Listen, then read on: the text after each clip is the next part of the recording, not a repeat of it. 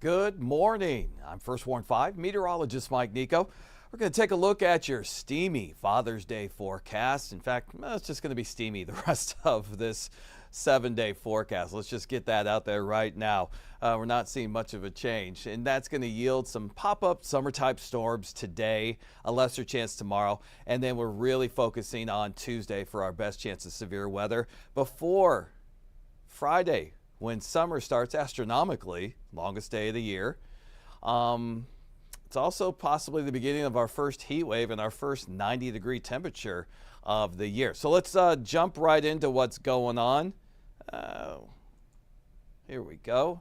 And we'll take a look ahead at today and tomorrow. Warmer than average. Average is about 84. We're looking at 87 today, 89. And with the humidity out there, it's going to feel like the upper 80s to low 90s both days. Now, as far as Tuesday, we've got that first warm. We've had it on there for, it seems like almost a week now to get you prepared for the possibility of strong to severe storms. But also, we're looking at the threat of flooding. Some models are trying to crank out 3 to 4 inches of rain. Okay, that's going to be a key exactly where those storms set up and how much rain we're going to get out of them. For now, I just wanted to go back and kind of set the table for today. We've been watching these nocturnal clusters of thunderstorms develop in Kansas or even up in central Nebraska, roll right down and clip our southernmost neighborhoods, and that's exactly what we're seeing again this morning. This one's taking a turn to the east, and it could push a threat of a storm, a pop-up storm around Butler and Clinton as we head into the afternoon hours. And then we've got another set of storms that will develop in Iowa and back their way into northern Missouri this evening. So unless you live in those two areas, you've got a great day on the way. And you'll have a great day in your neighborhoods too. You just have that chance of a pop-up storm.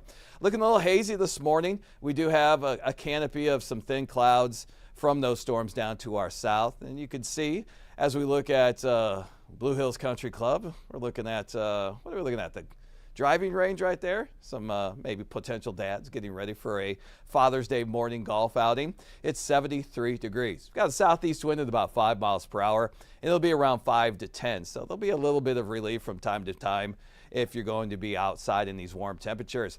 Now, where we've had some cloud cover and a little bit of, actually it's a little bit of fog, not much, around Odessa and Warrensburg, temperatures in the 60s. Rest of us in the 70s, like that 74 in Olathe, one of the warm spots, along with Maryville and down towards Butler. All right, so let's get you planned for this Sunday, this Father's Day.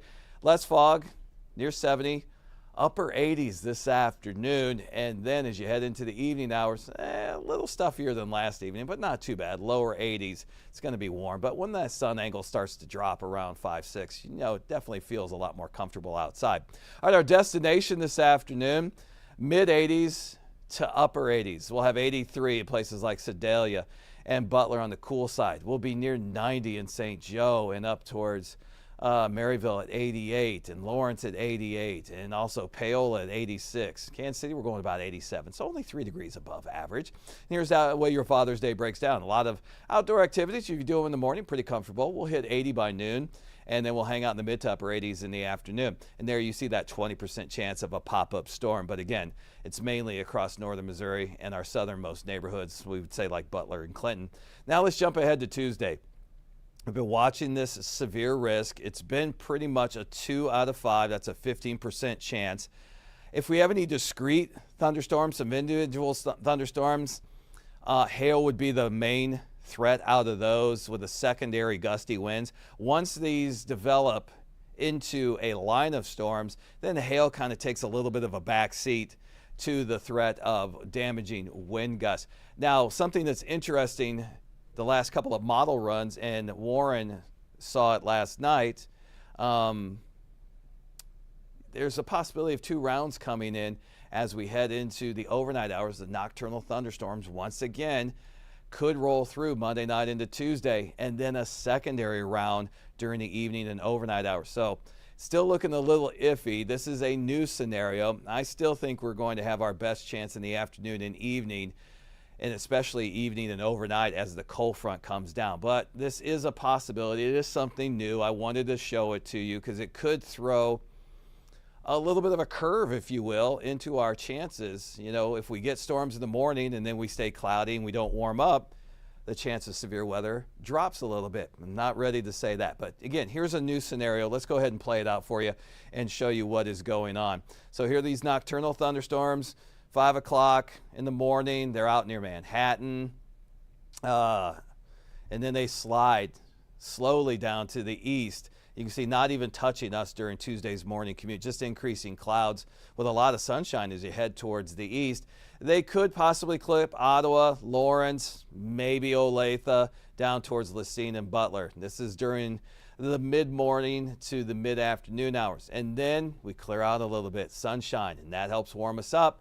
And here comes our next chance with the front. And notice this is more of a line of storms. And this line of storms could move over the same area several times, and that's why flooding is going to increase also. So this is the newest scenario, but I still think we're going to see individual storms develop and then a line along that cold front, and it will slide from Nebraska southeastward across most of our neighborhoods. Being conservative, 3/4 of an inch up to 2.5 inches. That's conservative. There's one model that goes 3 to almost 5 inches across northern Missouri. So flooding is definitely going to be on the table as we get deeper into the event. As the severe chance wanes, the flooding chance will increase overnight into Wednesday morning. So driving in the dark with that much rain, yeah, that could be kind of dangerous. In fact, here is one of our medium range models, and you can see it's a much bigger grid.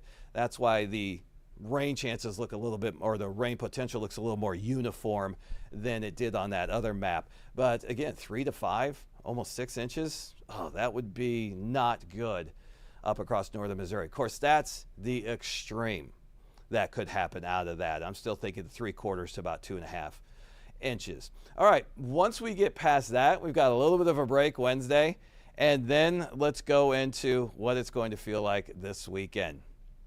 Yeah, 99 on Friday, 98 Saturday, 95 Sunday. You're thinking, okay, that's the feels like temperature. How about the actual highs? Well, you know we haven't hit 90 yet this year. And July 15th is the latest day, so we're well away from that. But Monday is going to be close at 89. Tuesday, 88. Wednesday, 84. After that cool front rolls through, we're back to normal. And then you can see high pressure building in from the desert southwest. It's going to tap into some of that warm weather. We're 88 Thursday, 90 Friday, and 92 Saturday. So that gives you an idea of what we're looking at as far as temperatures. And then you add dew points for all you weather enthusiasts out there. The dew point temperature will be in the low to mid 70s. That's what's going to make our heat index values push to near triple digits over next weekend. So you thought this weekend was warm and humid.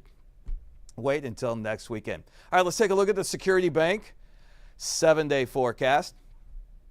And let me get my mug off there so you can get the full effect of that 7-day.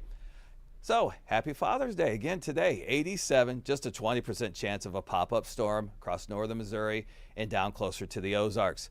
There's like a 10% chance Monday. It's really dependent on any boundaries that are left over from thunderstorms today. So if you're waiting for an outflow boundary to bring you some storms, A, that's hard to pinpoint exactly where that's going to happen, and B, it's not a very great chance. It's only about 10%. In fact, we're capped Monday, and that cap is going to help us warm to about 89. So Tuesday's a first warn. Conservative still with the rain chances of about 50%. There are some models that are going 60 or 70. Don't be surprised if that gets updated and the chance does go up a little bit more. Wednesday, the best chance to our east. Some leftover showers in the morning, possible 30%. We'll see increasing sunshine in the afternoon. Dew points will fall back into the 60s. That's the last time that happens, because by Thursday for Juneteenth, dew points are touching 70, the high temperatures touching 88, and then look at those lows Friday and Saturday morning, low to mid 70s. Yes, the air conditioner is going to be running 24/7 come Friday, Saturday, and next Sunday with those lows in the 70s and those highs in the 90s. And if you're just joining us, let's just go back real quick and we'll recap exactly what to expect on this Father's Day, because we will make sure we take care of Dad on his special day.